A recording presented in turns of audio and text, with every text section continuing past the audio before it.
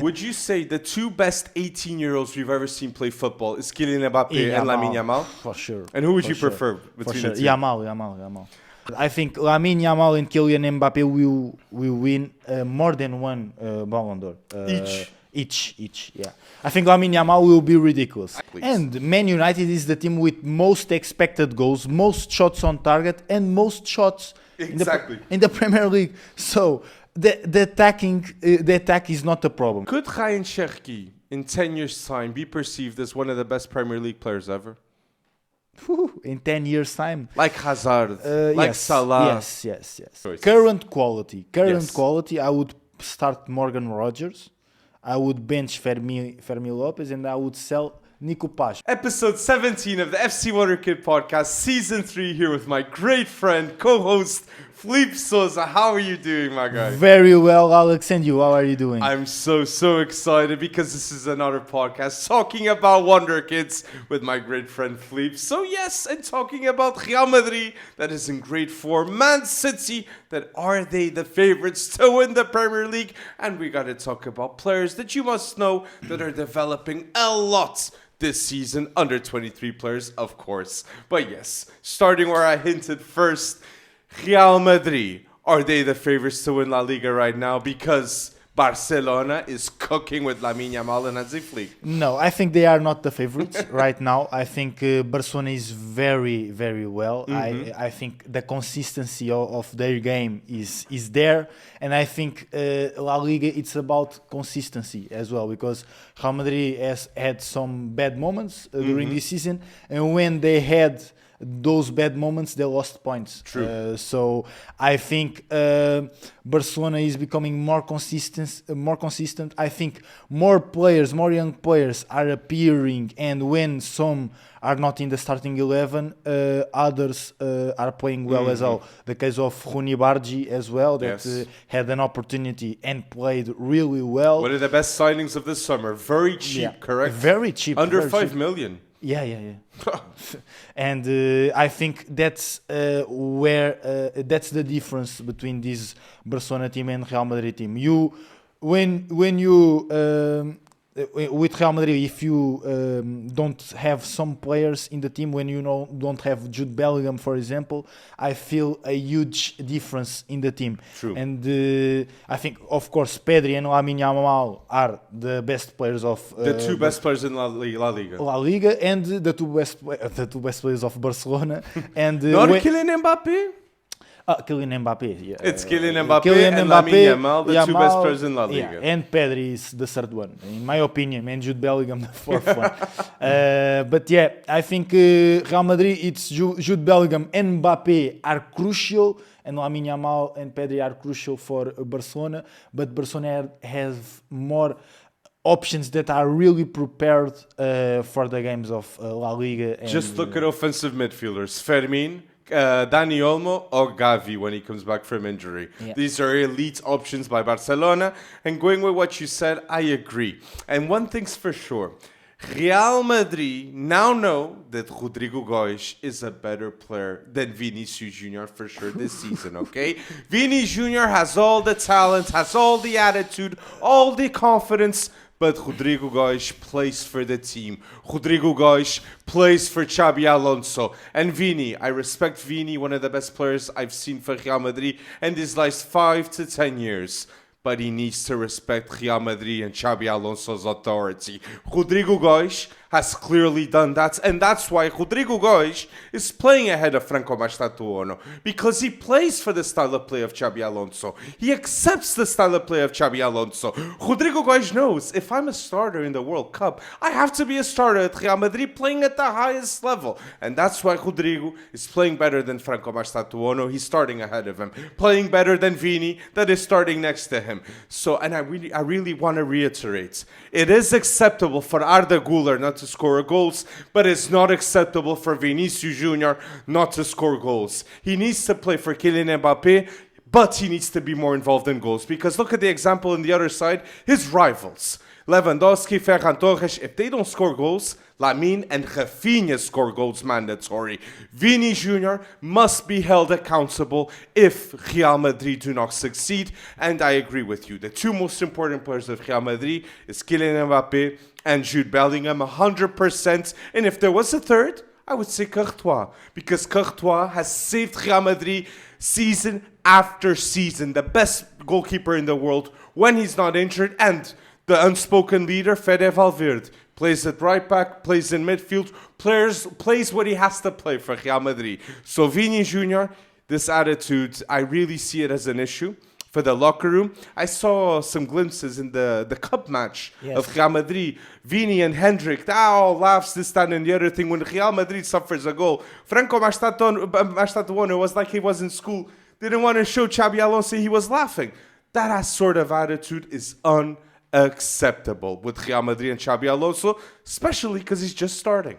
Okay? Yeah. He just arrived at Real Madrid, Xabi Alonso, and we know he's not like Ancelotti. He's not like Zidane, a man manager that controls the locker room just by his presence. He was an icon and a legend, Xabi Alonso. But he is a tactician. He does a lot of preparation. He does a lot of video analysis. Something that some players in the locker room, they don't like it too much. They don't like it too much. And maybe Vini is one of those players. Maybe Kylian Mbappé was one of those players before Luis Enrique goes to PSG. Now, my point is, Xabi Alonso needs time, and I just hope these Real Madrid players, like Vini, accept that time and respect the manager a lot more. Do you agree with what I'm saying? Yes, I don't know the part of the video analysis. I think they do video analysis, but do you think that... Oh, they do, but they do more with Xabi Alonso than what they did with Ancelotti, I think. I don't... We don't know, but... do you think that Real Madrid is becoming too dependent of Kylian Mbappé? Right now, no. Right now, no. Because we have seen a Real Madrid team succeeding in the past with Cristiano Ronaldo, that obviously their style of play had to be dependent on what Ronaldo did. I don't see an issue Real Madrid being dependent on Kylian Mbappé. I do see Real Madrid being an issue if they don't accept that they have to play for Kylian Mbappé. If we see Vini doing his own thing, Rodrigo doing his own thing, Jude Bellingham doing their own thing, that's an issue. They have to play for Kylian Mbappé, and if they are succeeding and surpassing Barcelona and winning the titles that Barcelona won last year, if they're winning it this year once again, Barcelona, we need to look seriously at Kylian Mbappé, at Vini, at Jude Bellingham. They have to play for Kylian Mbappé in order to succeed, in my opinion. Okay, I agree, because Kylian Mbappé is in an insane form. Would you say the two best 18-year-olds we've ever seen play football is Kylian Mbappé and Lamine Yamal? For sure. And who would you prefer between the two? Yamal. I don't know. Kylian Mbappé with that run that he did against Argentina. Twice. Watch, I prefer Yamal. It's a better dribbler, first of all, in my opinion. You can say, but Mbappé was faster. I agree with you. More physical, yes. More physical and more faster was a nightmare for... But creativity-wise, Lamine is better. Creativity and technique. I would pay more to watch Lamine play than the 18-year-old Lamine Yamal than Kylian Mbappé. You would pay to watch Neymar ahead of maybe Lewandowski, right? Yeah, true. But in my opinion, I think... the way, because Lamine Yamal, it's not just goals, it's not just assists, it's the way that he contributes to the game, completely to the Barcelona game. It's an insane influence that I didn't saw that when Kylian Mbappé had 18 years old. Completely. Different context. They are different players, I agree and with you. And went to Monaco, then PSG, different pathway also. Very different. But I think I prefer Lamine Yamal. And I think he's the best Wonderkid of all time. And this is bold statements. Bold statements. Ahead of Pelé? We didn't watch Pelé. We didn't watch But Pelé. the best Wonderkid that we've seen in our lifetime. What he did in the Euros was insane. I agree with that statement. Maybe Nuno Mendes.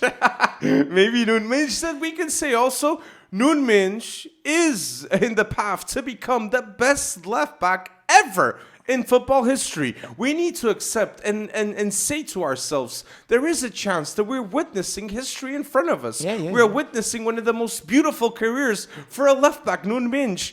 From Sporting to now PSG to one day the best left back in the world for everyone. He is the under-23 player with most trophies won, correctly. Yeah, it's the best the under-23 player with most trophies won of all time. He has 16 senior titles.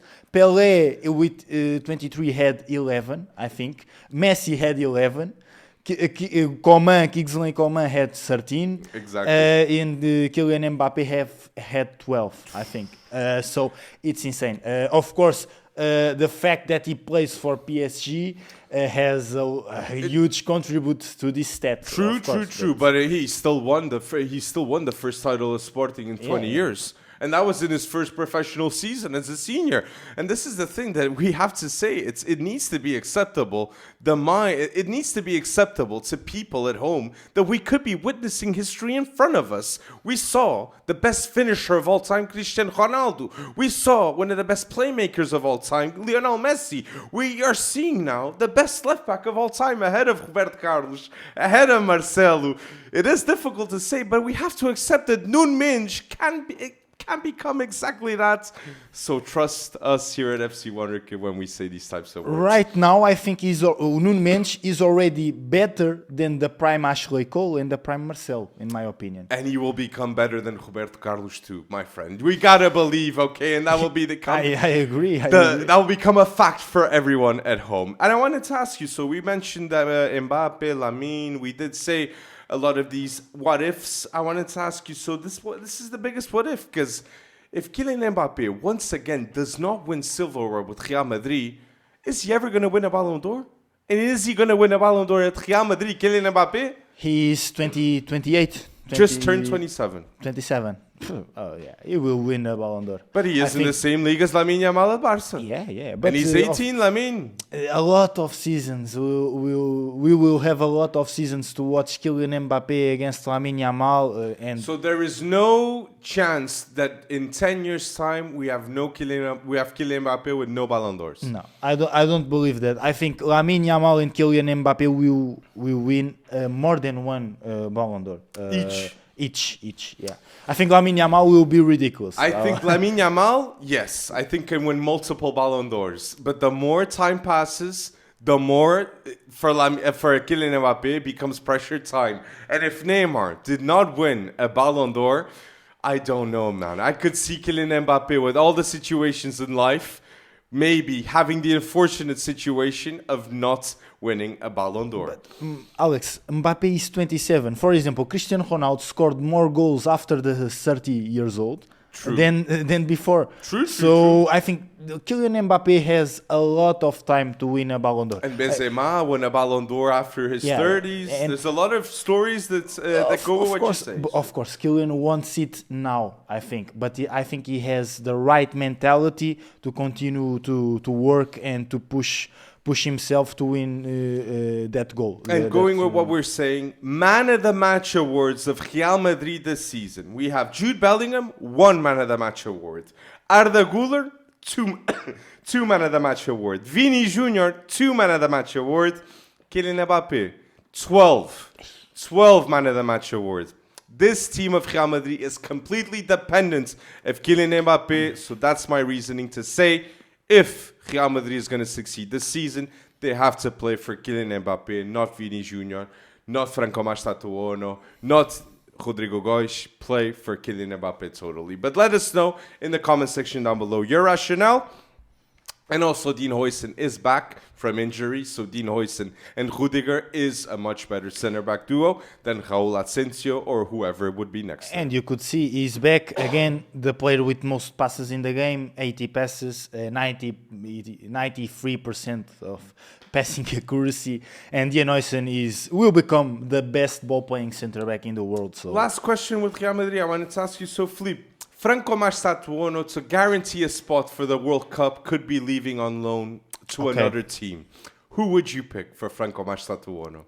I think if Claudio Echeverri will leave Bayer Leverkusen, I think Bayer Leverkusen would be a good option for Mastantuono. Ibrahima Maza and Mastantuono? Yes. And then Ernst Poku And too? Ernst Poku. They have space for that. And I think Claudio Echeverri didn't have much minutes, but I think Franco Mastantuono right now is a more mature player than Echeverri, and I know that he's younger than Echeverri, but I think both River Plate Academy. Both River Plate Academy, and I think Mastantuono is more ready for the senior Big Five leagues than Echeverri. I think Echeverri needs another one that he could play a lot of minutes. That can play as a regular starter, a crucial player for a team. And I think a lot of teams in the Big Five leagues would love to have Claudio Echeverri in their team. So I think they will bring another option for Echeverri to play in the rest of the season. And I think Mastantuono would be a good option for Bayer Leverkusen. Bayer Leverkusen is an awesome shout because they do trust the youth. But let us know down below your choices for Franco Mastantuono. And I tend to agree with what you're saying. Imagine Benfica coming to Portugal. We've seen Aymar, we've seen Di Maria, we've seen Gaetan. Franco Mastantuono to Benfica, 6 months loan. Let us know if you agree or disagree with our suggestions here about Real Madrid. Hendrik will also be Lyon. Will to go to Lyon. Talking about Lyon, but it's still not guaranteed too. But both Hendrik and both Franco Mastantuono will want to go on loan to have a chance to play in the World Cup. So we must respect that eagerness and also a risk, because it's never easy to go to another country and try your shots. True. To be called up for the World Cup. Oh, we see like Thiago Silva coming to Porto, okay? At the age of 41, choosing Porto. That was so good to see as a Portuguese fan. And for Futebol Clube do Porto, only 4 goals suffered before the match tomorrow. It's a great league that Futebol Clube do Porto is doing with Francesco Farioli. But that's a different conversation. But now, once again, this is our weekly talk about Manchester United and Ruben Amorim, because the world does not defend Ruben Amorim. Manchester United fans, unfortunately, a lot of them do not defend Ruben Amorim, and Manchester United legends, embarrassingly, are not defending Ruben Amorim. What Paul Scholes is doing, what Wayne Rooney's doing, is embarrassing for the club. They should not be allowed to do that to Ruben Amorim, and I want them to keep that same energy when Ruben Amorim succeeds at Manchester United in 1-2 years' time, because he will be given that time and he will be competing for Premier League titles, making Manchester United great again. People think that Rome was built in a day, correct? Correct, and these guys, Paul Scholes, Roy Keane, there are guys that played really well the game, but they don't know nothing about the game. The structure to make a great football team. Nothing. Like City nowadays, like Chelsea nowadays, like Real Madrid, like Barcelona. It's not just have a great manager. It's having a great structure. They are always telling, oh, in my time, Man United used to be that, and that. But Man United is not how you played in that time, bro. The perception of Manchester United right now is incorrect from Paul Scholes and Wayne Rooney. And it makes me a little bit of confusion how these guys that played at the highest level can't. You know what makes me crazy? It's both Paul Scholes and Wayne Rooney. They played with Cristiano Ronaldo. Cristiano Ronaldo returned to Manchester United. He said the facilities are not good. The nutrition of the club hasn't changed. The cooks at the club are the same. I'm not saying that the cooks are bad. I'm just saying you need to have upgrades in life, and you need to go and upgrade yourself to compete with a competition. And Carrington is in a lot. The infrastructure of right now, they're the best. Now is a lot better. 50 million spent. Yeah. When Ruben Amorim was there now. I don't know if was Ruben Amorim to tell that to. No. It was Omar Berrada's plan. Omar Berrada, okay, but you can see improvement, and we are. Last year, in which position was Man United? Finished 15th, yes. Bro, they are in. But that was Ruben Amorim's fault for such a bad start too. Of course, and because he had to implement his philosophy, and I think he is in the 6th place. If he wins today, I think he is 4th place. so top 4. We're filming before the Aston Villa yeah, match. we But don't this know, is but- important that regardless of the results, we will believe in Ruben Amorim and the system builds. Yes, of If we course. go for results, since October, Ruben Amorim has only lost once. The Man United is the team in the Premier League with less losses since October. Okay, if we go just statistically. But now you say, but what about the wins? I can agree with that. And other thing that we saw that made a lot of comments in the media and about the words that he said about Harry Hamas and Chido Obi, which both reacted with their which stories. both reacted with the stories. And Ruben Amorim said, strong words are not bad words, and I agree, because he did the same thing here in Sporting with Eduardo Quaresma. I remember he said to him, if you don't play at Tondela, you want to play for Sporting. And now he's saying the same thing for Harry Amasi, for Chido Obi. If Chido Obi is not a crucial player for the under-21s, he wants to play for the senior team. If he doesn't score 3-4 goals for the under-21s, at least in some games, he wants to play for the senior team. It's not excellence is mandatory at Yeah, Manchester and, United with Ruben Amorim. And both Harry Hamas and Chido Obi, when they are putting those stories, that's not excellence whatsoever. That is bad professionalism, and that is shown to managers, to the Manchester United structure, that you're dependable. If you are going on loan, you're already showing that you're dependable. If you're putting those stories, 100% you're in risk. I love Harry Hamas and Chido Obi. I do think they're talented, but they must learn with their mistakes, and that was a mistake. These players are not entitled to be starters of Manchester United just by showing potential. They are expected to be starters by showing consistency, something that Aiden Heaven is starting to doing since the Wolves match, something that Lenny Yoro, if he's going to be a starter, he has to show this consistency. It really frustrates me to see a lot of these people talking about Manchester United in such a poor way. We said it at the start. If Manchester United is becoming great again, it's with better facilities, better philosophy, better culture, and it is trusting their manager 100%. Alex Ferguson even came out and said, if we have to stay with Ruben 10 years, people do it.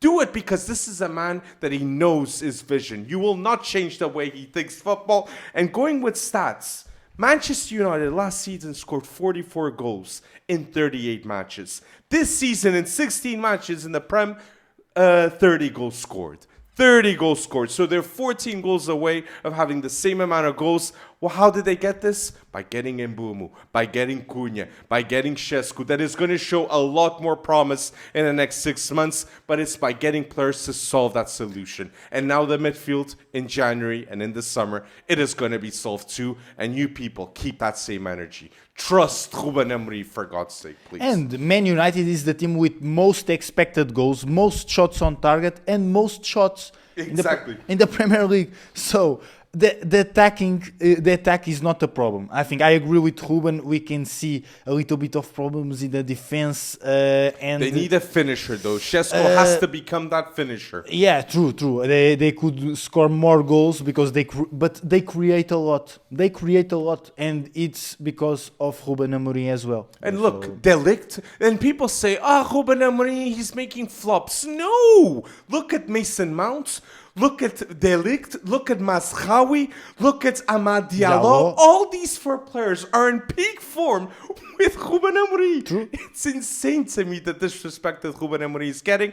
I even saw in news saying, Ruben Amorim does not train for his personal self at Carrington. If Ruben Amorim is going to a private gym, who are you to judge him, man? You can't have a personal life?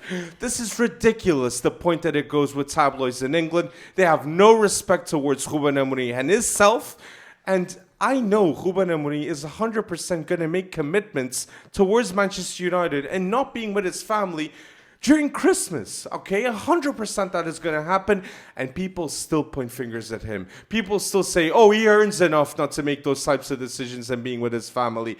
It's still difficult, okay? And he still has to be accountable, and he still needs to make his job the best way. So Man United fans, support this man, trust this man, instead of pointing fingers of what everything that he does, man. It's just ridiculous, and I get really sad because I really think Ruben Amorim is a top bloke. He's a top human being, man. We saw that with Canalons, Cândido Costa, Soltinho, great production here in Portugal. Interviewed Bruno Fernandes, had a live one-to-one with Bruno Fernandes, and Ruben Amorim did participate, and it was phenomenal to see Ruben Amorim happy, speaking to someone that he knows, someone that he played with Bolonenses. Cândido Costa, obrigado. Ruben Amorim, thank you too for opening up to Canal 11. And Bruno Fernandes, what an interview that was.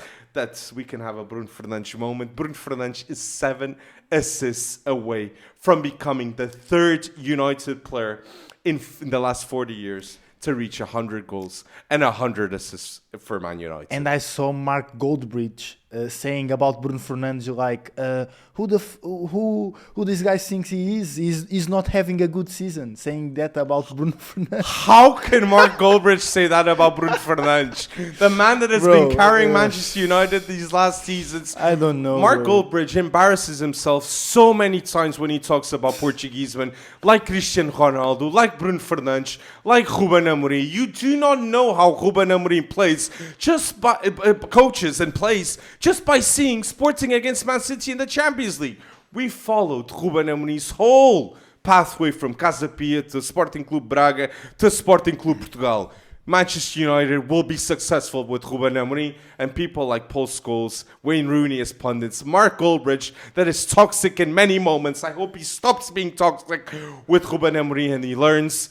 Come on, respect a lot more what's happening. And with Bruno Fernandes, I didn't see that, man. That is ridiculous. Ridiculous once again. And I agree with Bruno Fernandes, what he said, that in the past, people would be commended a lot more for being loyal. He said that, like a Totti, De Rossi, Buffon, Chiellini. They are legends all in Italy, interesting so too. But they were loyal towards their teams. Stevie G with Liverpool, they made the decision of saying no towards more money, towards success elsewhere, because they trusted their teams. But nowadays, we have a Trent Alexander-Arnold that doesn't make that decision. We have other players that do not make those decisions. But Bruno Fernandes, because he makes the decision to stay longer at Manchester United, because the manager trusts him, Ruben Amorim, people go against him. People say he's not a legend. People say ridiculous stuff when he does not deserve that to be the case. I really wanted to mention that. And I wanted to mention also, because of AFCON, Manchester United are going to be without Mbeumo, Amad Diallo, Mazraoui. Who do you think are going to be the players that are going to be the solutions towards these players being out? I think Matheus Cunha 100% is going to put the cape on, and he will want to be the hero of Manchester United without Mbeumo and without Amad Diallo. Yeah, true. I think Sesco will play more time because with the absence of Mbeumo in the attack, one more position in the attack. I think Dalot will play more in the right side, and Dorgu will play more in the left side. I think Dorgu will have more game time with his absence, and I think these are the two players that will play more with the absences of Mazraoui, Mbeumo, and Lenioro as well. Will have more space in the defense to play. Of course, when Delete is recovered, maybe he will not play. Huge difference that he does, yes. Yeah, but I think Lenioro, Patrick Dorgu, and Sesco, there are these three young players, will be the solution when Amad Diallo and Mazraoui are out. And also we had Ruben Amorim saying long-term signings, that's his priority. We will not be bringing players that we will only try to bring players that we think are going to be the future. Ruben Amorim stated that, so any player that is coming in January, in the summer, or players that Ruben Amorim thinks can start straight away at Manchester United. Players that we think Manchester United can sign in January and in the summer: Elliot Anderson, Antoine Semenyo, 100% can be signed. Left wing back Antoine Semenyo. Amad Diallo, right wing back. I really think that can happen, mates. And I would absolutely love it. But Elliot Anderson and Antoine Semenyo, these two players being signed in January, I do believe top four can happen, okay? Without unfortunate injuries like with a Bruno Fernandes, with a De Ligt long term. That cannot be the case, okay? Those are crucial players. But without those injuries of crucial players, we can expect clear progression with Manchester United and reaching Champions League football. Yeah, I think other players that could also join for the future of United would be Jeremy Jacquet from Stade Rennes. I'm always saying that because I think it's a very mature player and he's a 20-year-old player. Another talent coming from Stade Rennes Youth Academy. Would cost less than 40 million? Yeah, would cost less than 40 million, for sure. And other player is Jeremiah Hernandez, that is 23, 22, and I think he would cost 40 million, I think. And I think for the future of Man United would be great. And other player for the midfield, of course, a player that I love, Angelo Stiller. I think it's a good suggestion for Man United. But I loved your suggestion, Semenyo and Elliot Anderson. And the thing with Ruben, I think that he just feels it. Ruben Amorim has to sign Premier League proven players. I would love to see Jeremiah Hernandez, Angelo Stiller.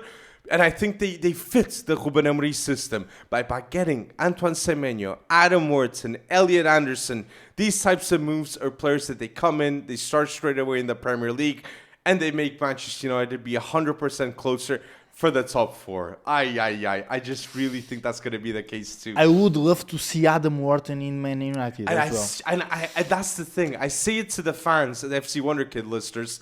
It should not be unrealistic for us to talk about Adam Wirtz and Elliot Anderson both going to Manchester United. And if you can get Marc Guéhi also, make it happen. These three players would cost 200 million.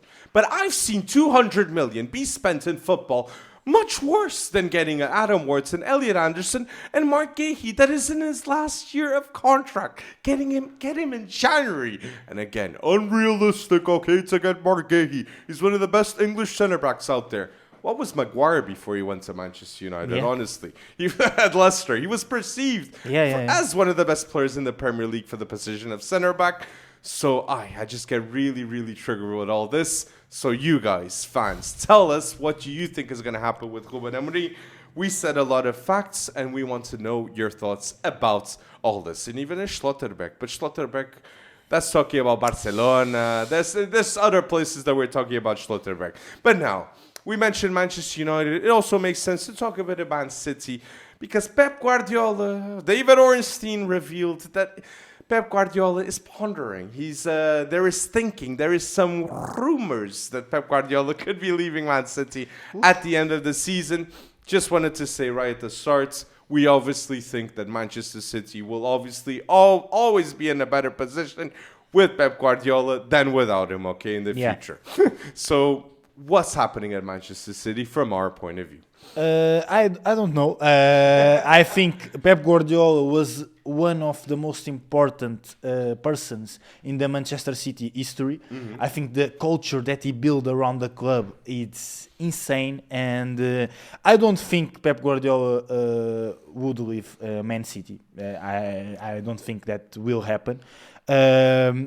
Because every time he lost some players that were crucial for the team, but he signs another ones. He I don't know how to say. He reinvents himself. The rebuild. He does a rebuild, right? Yeah, does a rebuild on the way. Tactically. Tactically, he adjusts season after season, and that's why he's a genius, a tactician genius. And I think it's very difficult to replace Pep Guardiola. It's impossible. It's impossible. It would be mission impossible for Hugo Viana. But I still think he could get valuable and good options to replace Pep Guardiola. However, to have the same success, impossible. Because Pep Guardiola is one of a kind. And this is, again, like we stated with Nuno Mendes, we need to respect that history is happening in front of us. I get the same feeling with Pep Guardiola. Pep Guardiola at Manchester City will be forever perceived for us, for the football fans, as one of the greatest eras in Premier League history. True. The dominance, the legends that were built in this era. Aguero, De Bruyne, Phil Foden, Erling Haaland now that will be perceived at the end of his career as the best finisher in Premier League history. And let's see. And there is also a Ballon d'Or winner in the Premier League since Cristiano Ronaldo, the first time with Man City with Pep Guardiola. A European treble also being won in this era. What Pep Guardiola did is elite, and the rivalry with Jurgen Klopp was beautiful to watch as a fan, but it was dominant. It was dominant. And what you said is factual. Pep Guardiola makes the ways for every manager in football to follow, and we can see Gigi Donnarumma replacing Ederson. That is a different style of play for a goalkeeper that we did not see in the past. Fullback duo, Nico O'Reilly, Mateus Nunes.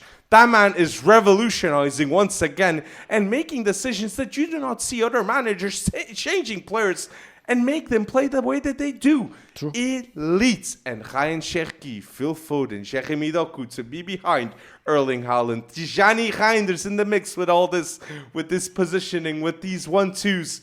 Genius Pep Guardiola tactics. So on paper, wanted to say the best way for people to understand what this is happening is historical with Pep Guardiola and Man City, tacticians-wise. And remember, before the season started, Gigi Donnarumma signed for Man City. What did people say?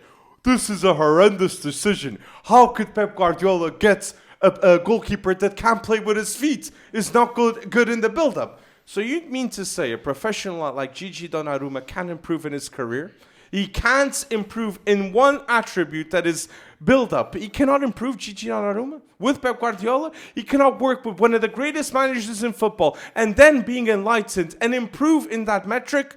That is factual. That is what's happening. Donnarumma is improving in the build-up with Pep Guardiola, but one thing Guardiola couldn't teach Donnarumma and can't teach any goalkeeper: shots prevented. And Donnarumma is the best goalkeeper in the world next to Courtois in terms of shots prevented, okay? He has saved Man City time and time again, and we could see the match against West Ham, the match against Arsenal, the match against Real Madrid. Donnarumma is there when it matters, and 9 clean sheets this season is an elite stats, and once again, people judge the recruitment of Man City. And once again, the recruitment of Man City is right with Donnarumma, with Cherki, with Reinders, with Ryan Ait-Nouri is going to be right. With Vitor Reis, we said it is going to be right. You guys are the people that are wrong if you're judging the recruitment of Man City. And I think he adjusted this a little bit the style of the role of that goalkeeper to have one of the best goalkeepers in the world in the goal, because I think the role that Ederson had in the build-up phase was not the same as Donnarumma. 100%. So I think more efficient. He adjusted because he wanted to have one of the best goalkeepers. Exactly. Because of those stats that you said, because goals prevented, I think they are crucial. And in competitions like Champions League, when you have to play semi-finals, finals of the Champions League, very tough competitions, I think the goalkeepers are very, very crucial. And I think it was a brilliant decision, because it's possible to have a good build-up phase without that role of the goalkeeper. And I think Pep Guardiola adjusted that, and it's perfect. Let me do this exercise with you. Who's the best goalkeeper in the Premier League? Donnarumma. Who's the best striker in the Premier League? Haaland. Who's the best midfielder in the Premier League? Right now, for me, Phil Foden, in form. Moises Caicedo. I like it. And who's the best centre-back right now? Not named Gabriel Magalhães. Saliba. I would say Saliba. Ruben Dias, maybe. I Ruben prefer Dias Saliba. is going so bold for Man City this season. Maybe I'm being a bit biased, but I agree with Saliba. But Ruben Dias, once again, I wanted to have this moment. Obviously, Gigi Donnarumma lifts the confidence of this defense, but Ruben Dias, the captain, oh my days, that's the thing that I see in Man City. You think Ruben Dias is better than Saliba? This season, I think in terms of talent, I go ability, Saliba. But everything, Ruben Dias right now, yes. It's a bold statement, It's a bold statement. And the last player, but we have to mention, last but not least, is Ryan Cherki in the middle of all this. And this is a sentence I wanted to say with Ryan Cherki. It's Ryan Cherki is born to be a playmaker. What he does on the pitch, I could say count with my hands the amount of human beings that can do what Ryan Cherki does. And I think at the end of the season, it can be possible that we see Ryan Cherki starting for France against Norway, in the World Cup. Cherki for France, Norway on the other side with Erling Haaland. This can be the case, and it's ridiculous that Man City managed to sign Ryan Cherki for 36 million and having 5 goals and 8 assists in 21 matches.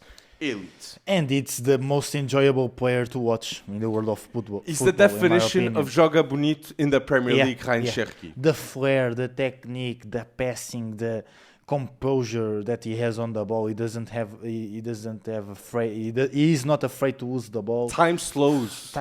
When Ryan Cherki touches the ball. I didn't saw a player like him for a very long time. In the Premier League, yes. For 100%. A very long time. Very long time. Mm-hmm. Insane player. And I think he has the right coach to reach the highest level. Could Ryan Cherki in 10 years' time be perceived as one of the best Premier League players ever? In 10 years' time? Like Hazard, like Salah. Yes.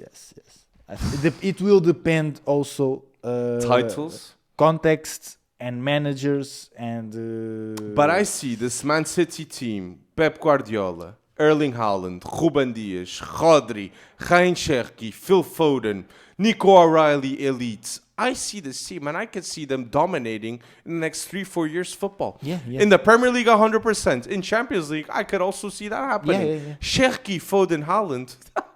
In terms of talents, those are 3 of the most elite players in football. Once again, what are we seeing at Man City is historical. But let us know down below your thoughts about everything that we mentioned right here, because what Man City is doing is 100% mentionable. And here at the end, I wanted to do a jab because I watched the Chelsea-Newcastle match, and I was so frustrated. I had to say to Felipe here, how is Garnacho starting ahead of Estevão? It's ridiculous in my opinion. Garnacho cost Chelsea the win to Newcastle. So many wrong mistakes, and I completely understand why Garnacho left Man United, because in terms of talent, in terms of one-on-one decision-making, he's so poor. Garnacho, in terms of dribbling, in terms of flair, in terms of changing direction, phenomenal. But in terms of deciding what to do in the final moments, Mbeumo and Matheus Cunha are miles ahead of Garnacho. Garnacho likes to go to the line. Both Matheus Cunha and Mbeumo like to go to the line and have interior options too, and can explore in a much better way than Garnacho. Garnacho is such a downgrade for Chelsea, in my opinion. Indirect confront with Jamie Bino-Gitsons. And I just think Chelsea fans, biggest upgrade next season is Giovanni Kinda for Garnacho, You're going to be saying, how did we have Garnacho starting? Because Kinda is going to be miles clear of Garnacho, in my opinion, right now. Kinda, Palmer, Estevão is better than having a Garnacho right there. And Pedro Neto must always be in this team too. Sorry, Pedro Neto, not saying in that. I think the thing that I feel with Garnacho, it's the consistency. Because after a brilliant game, he has always a bad game or a poor game. That even happened in Man United, and is happening again at Chelsea. Because he had a brilliant game against Cardiff. He scored true. Two goals for the cup. And after that, very pure performance against Newcastle. And I think that's the main thing that I feel about Garnacho. It's the consistency that is really failing. So And the best forward of Chelsea is Pedro Neto. Okay, Pedro Neto is better than Garnacho, better than Bino Gittins. I need to see more from Cole Palmer, that I think is 100% going to happen in the second half of the season, and also Estevão too. We love Estevão at FC Wonderkid, but Estevão has to show more minutes and has to show more when he plays, when he gets the chance to change the game. Yeah. I have to see that from Estevão, okay? We have to see that from Estevão, because obviously Estevão will be in the World Cup for Brazil, okay? Wanted to mention just that. I wanted also to talk about a little bit about Liverpool, because Florian Wirtz, after 16 games, had his first goal involvement in the Premier League. And to who? And to Alexander Isaac. To Alexander Isaac, that was get injured. Right after, yes. Right after, but I think we'll see improvement on Florian Wirtz's form, and the Florian Wirtz that you will see in the second half of the season, it's going to be a very great version of Florian Wirtz. Believe me, I really think that. I thought you were going to say world class there. Yeah. It will be world class. Florian Wirtz? Yeah, in the second half of the season. And will he be world class with Mo Salah? With Ekitike, I am sure. But maybe with Mo Salah. It's the big question. Will Mo Salah return and play with Florian Wirtz? Yes. Yeah. I don't know. I hope that's the case. But one thing's for sure. Yes, I agree with you. We're seeing the best version of Florian Wirtz right now, and the confidence in terms of stats, in terms of creation, the stats were there. It was just the goal involvement, the goal, the assist. True. It was not happening. And it is the confidence, too, of the players. Like, we see the lineup of Liverpool. It is elite. I see people hating on Szoboszlai, hating on McAllister, hating on Virgil van Dijk, hating on Konate, with no reason, okay? Yeah. These are madly talented players that Liverpool has, and obviously they can succeed with Florian Wirtz. I do agree with you, Philippe. I think in 2 to 3 years' time, Florian Wirtz will 100% not be perceived as a flop like a lot of people were hinting a couple of weeks back. Alexander Isaac, I don't know. But Florian Wirtz 100% will not be perceived as a flop, because Ekitike can be the main hero at striker for Liverpool and not Isaac. Yeah, true. And I think I said it in the beginning of the season that Ekitike would be the Premier League striker with most goal involvement. And you still think that's the case? No, because of Haaland. No, it's just because of Haaland. It's not fair. It's a shit code. So Ekitike will be the second best striker in terms of goal involvements behind Erling Haaland. Yeah, and he's right now, I think he has not 9 goal involvements. No.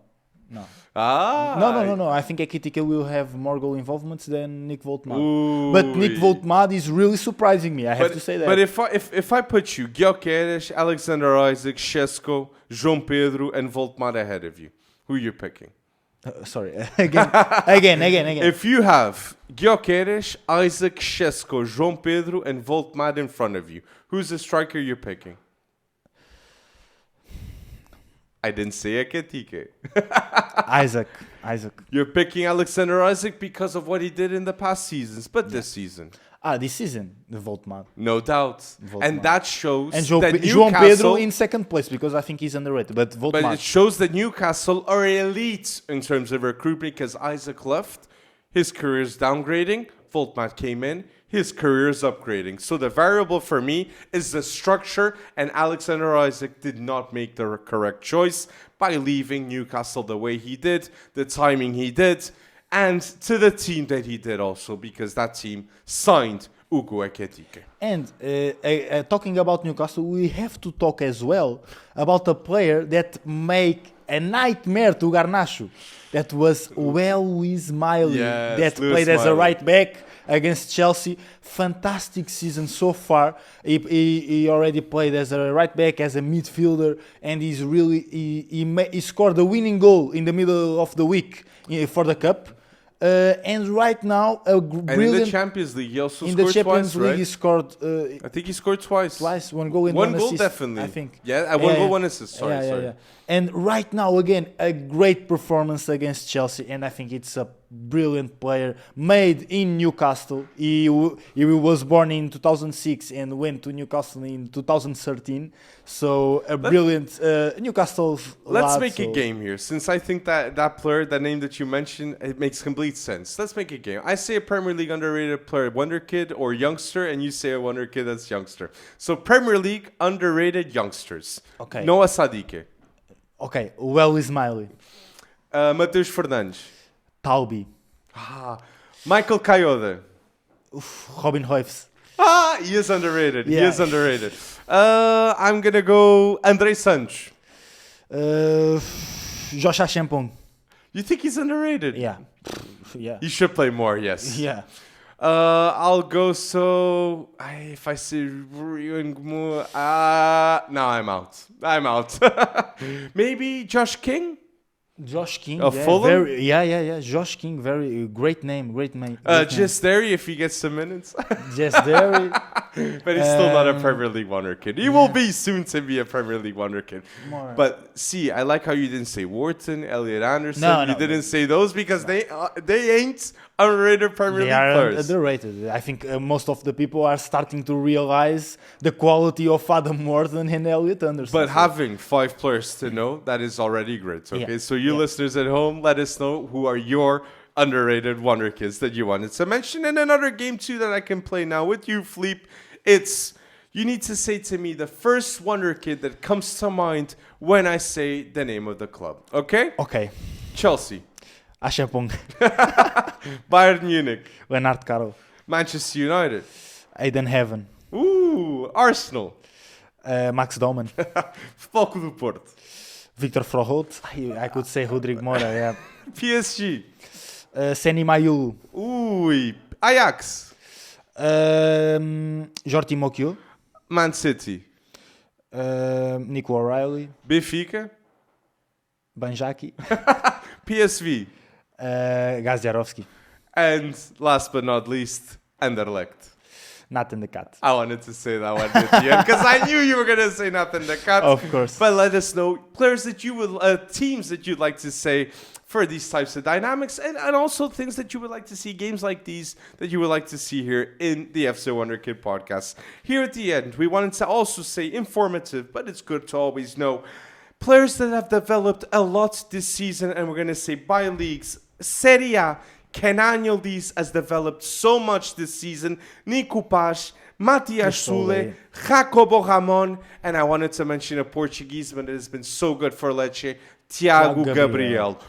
All these Wonderkids have developed so much this season, and you must pay attention in Serie A. And that other one from Serie A, Wesley from Roma, is developing a lot under from Flamengo. Yeah, a lot under Gasperini. Great in this new role as like a wing back under the Gasperini system. He's scoring goals. He's very consistent. Every game he plays well, and I think he's one of the players that is improving so much this season. Well mentioned. Premier League players that have developed so much that are youngsters. Cherki, Nico O'Reilly, Noah Sadiki, Mateus Fernandes, Robin Hoyves. I have here Calafiori. I think he's going to another level this season with Arsenal. And yes, Amad Diallo has been so good with Ruben Amorim. Yeah, I agree with you. I think Ryan Cherki was the player that improved more than anyone because you can see 6 assists in these in the Premier League so far, and I think he's a player that he adapted to the Premier League. He right now is very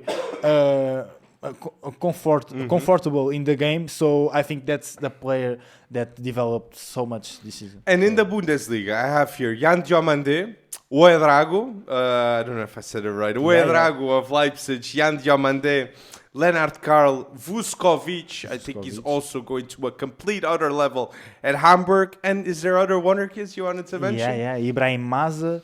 Konrad Harder? Right now, not to that level. But Aran Anselmino, Ibrahim Maza, and Manzabi from Freiburg. Yes. There are 3 players that are really improving. And Finielts of Stuttgart. Yesterday, 100% passing accuracy. Great centre back. Of great centre Stuttgart back. that you must know also. Very complete and very mature, and also great ball distribution. So And in La Liga, I wanted to shout out Marc Pubil of Atlético de Madrid, very well said. Alberto Moleiro, also of Villarreal, and for me, I find it interesting, Gerard Martin playing at centre back. That is an interesting development in his career, and he might be a top player playing at centre back, maybe not at Barcelona, but in another team too in the future. I agree. I would add to that list just Vitor Reis, that is playing at Girona. I think this season will be his breakthrough season, because I think next season he must have a word to say in the Manchester City squad at least, to be an option for some games. Other player from La Liga as well that is improving a lot is Pablo Barrios. I think he's becoming more consistent in the game and very important for this Athletic Madrid team. And Pau Cubarsí more consistent maybe, and Pau Cubarsí is the best centre back at Barcelona, no doubt. No doubt. At 18 years old. Exactly. People sometimes forget that Pau Cubarsí and Lamine Yamal are the same age. 18 years old. But exactly. Lamine, where's the love for Pau Cubarsí? That is also a generational centre back and should start for Spain. I think Pau Cubarsí is better than Dean Huijsen, but that is personal opinion right here, because that's a rivalry between us two. And a rivalry between these two might be the start bench cells that we're going to do. Wonderkids edition start bench cells here at the end. Tell us suggestions on Spotify and on YouTube. Comments if you're listening until now, and like the video. It's a huge help for us on YouTube, and 5 stars on Spotify if you're listening until now. So, first, easy. This one is an easy one. So, start bench cells, center backs edition. Leny Yoro, Aaron Anselmino, and Jacobo Ramon, my friend. Okay. It's not easy. Okay, not that easy. In terms of potential of current quality, who would you pick? Potential and quality. I would start Aaron Anselmino. I would bench Leny Yoro, and I would sell Jacobo Ramon because, don't get me wrong, Jacobo Ramon is making a really good season, but I think it's not in the level of Leny Yoro and Aaron Anselmino. I completely agree. I start Aaron Anselmino, bench Leny Yoro, and Jacobo Ramon. Let's see what's going to hold the future. But yes, I agree with that start bench sell. Now, interesting one here, big one for me. Start bench cell between Lennart Carl, Estevão, and Désiré Doué. I'm 100% starting Lennart Carl. No, I start Désiré Doué, I bench Lennart Carl, and I sell Estevão. I love Désiré Doué. I think right now he's the best out of the three, but I think what Lennart Carl is going to be in 6 months' time, already ahead of Désiré Doué. Maybe. So, maybe. It's bold, so I'll go No. start Lennart Carl, bench Estevão. Désiré Doué is the best right now, but in a year's time, you guys are going to give me reason by selling Désiré Doué. But do you think that in terms of potential, Lennart Carl can have a higher potential than Estevão? Yes. I think Lennart Carl, there is a world that he's lifting a Ballon d'Or before the age of 21. Just like with Lamine Yamal. Yes. With Estevão, I am doubtful because Estevão is at Chelsea and I have not seen a Chelsea player lift a Ballon d'Or in my life. Bayern Munich, I haven't seen also. However, it is different. You're playing for Bayern Munich. You're playing for a top team. I'm 27. That's why I haven't seen a Bayern Munich player lifting a Ballon d'Or. But I think Carl, there is that chance. And Carl is going to be the best player at Bayern Munich with the right progression, with things going how they are. I love Jamal Musiala. I love Olise. I think they're mad talented. But Lennart Carl shows a level that's, boy, oh boy, for me it's insane. Yeah, so it's that's insane. why it's insane for me to put ahead of Désiré Doué, but I'll do that in episode 17. Now, Nico O'Reilly, start bench cell with Nico O'Reilly, Milos Kerkez, and Miles Lewis-Skelly. Start Nico O'Reilly, bench Miles Skelly, and sell Milos Kerkez. Ooh, Liverpool Right fans will not like your decisions right there. Sorry. Yes, I would also start Nico O'Reilly. It's just the bench and sell that I'm still doubtful, though, because it is a difficult choice between Kerkez and Miles Lewis-Skelly. And you can say Kerkez is playing more minutes than Miles Skelly. And I agree with that, but I think the competition for the position in Arsenal, it's very more difficult than Understand. Now, start bench cell with Fermin Lopez, Morgan Rogers, and Nico Paz. Difficult choice here. Difficult. Because these are three players that we do not see being compared out there. We will be the first ones on the internet to compare Fermin Lopez, Morgan Rogers, and Nico Paz, but I want to know your choice. Current quality, I would start Morgan Rogers, I would bench Fermin Lopez, and I would sell Nico Paz. But if in terms of potential, I would start Nico Paz. So, if you would ask me tomorrow, who would you start in your team between Rogers, Fermin Lopez, Morgan Rogers, Nico Paz? Maybe I'm going Nico Paz. Maybe I'm being the crazy one here. What? I would maybe start Nico Paz. I love Morgan Rogers. What he's doing at the level in the Premier League is insane. But for me, Nico Paz, you cannot emulate what he thinks. You cannot emulate what he can do. And Nico Paz can do everything that Morgan Rogers does, in my point of view. The only difference is intensity, physicality, and that Nico Paz needs time towards getting there. But playmaking-wise, mate, it's bold, but maybe I go start Nico Paz, bench, imagine, Fermin Lopez, and sell Morgan Rogers. The Premier League fans going if I want to win a game tomorrow, I would pick Morgan Rogers. But ahead of Fermin and Nico Paz. I don't know, man. I don't know, man. It's a difficult choice. I love Morgan Rogers, but I don't think Tuchel is... but Tuchel has Cole Palmer and Foden. Was... it's very difficult. Very difficult. But you try it home, okay? And last but not least, start bench cell, Konstantinos Karetzas, Rodrigo Mora, and Franco Mastantuono. We love these three players. Okay, start Mastantuono, bench Rodrigo Mora, and sell Karetzas. I know that you will start Rodrigo Mora. Adoro Rodrigo, continua, start Rodrigo Mora, prove me right in all this.